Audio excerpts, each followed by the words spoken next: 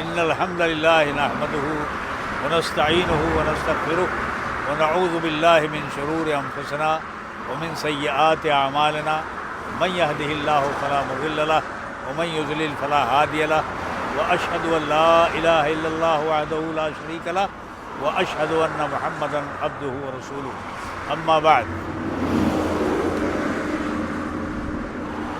بعض اپنے احباب کے ساتھ مکہ مکرمہ کی بعض خاص چیزوں کے زیارت کا موقع ملا، اور اسی تعلق سے ام المومنین زوجۃ الرسول میمونہ بنت الحارث کے قبر پر بھی حاضری کا موقع ملا، جن کے بارے میں حدیثوں میں آتا ہے کہ ماتت بے صرفہ، مقام صرف میں ان کا انتقال ہو گیا تھا اور یہیں ان کی تدفین ہو گئی تھی.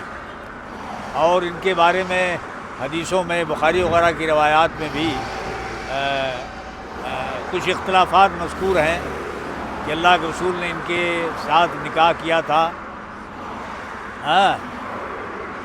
محرم ہونے کی حالت میں، اور بنا بہا وہوا محرمن، اور قربت کی تھی، شب زفاف منائی تھی، تب بھی آپ محرم تھے.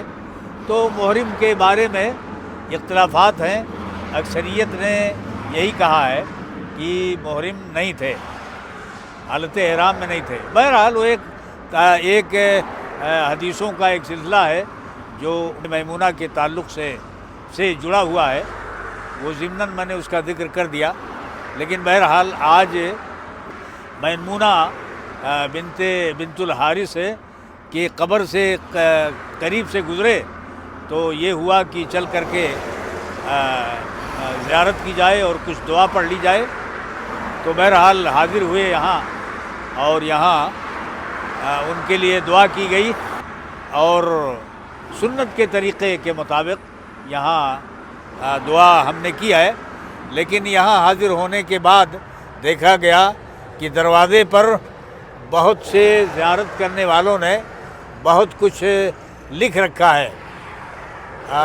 یہاں میمونہ بنت الحارث سے عبد الباسط نام کے ایک شخص عبد الباسط کو ٹھیک کر دینے کی گزارش کی گئی ہے، اور یہ کہا ہے کہ اے میمونہ، آپ سے عرض ہے اور آپ کے سرتاج سے بھی عرض ہے. یہ سب شرکیہ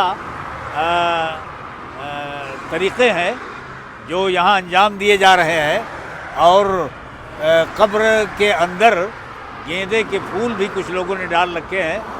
ظاہر ہے کہ یہ سب طریقہ بالکل ہی غلط اور شرکیہ طریقہ ہے.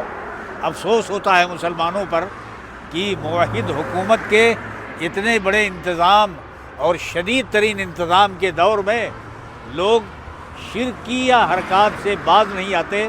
اللہ رب العالمین ان کو توفیق دے، اور نبی نے جو طریقہ سکھایا ہے اس طریقے پر چلنے کی ان کو ہمت اور توفیق دے، تاکہ وہ یہاں آئیں تو قبر کی زیارت سے ان کو ثواب ملے اور قبر والوں کو بھی ثواب پہنچے، اور کسی گناہ کا انبار اور بوجھ اپنے اوپر وہ نہ لا دیں.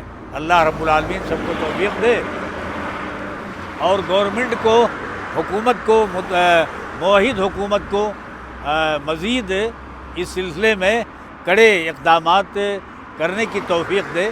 جو بھی لوگ یہاں کھڑے ہوئے ملیں تو شرطی کو تنبیہ کی جائے کہ کوئی بھی غلط حرکت یہاں لوگ نہ کرنے پائیں. اللہ رب العالمین مسلمانوں کو اور اس موحد حکومت کو بہترین سے بہترین توفیق عطا فرمائے. ربنا تقبل منا انک انت السمیع العلیم، وصلی اللہ تعالی علی محمد وآلہ وصحبہ اجمعین.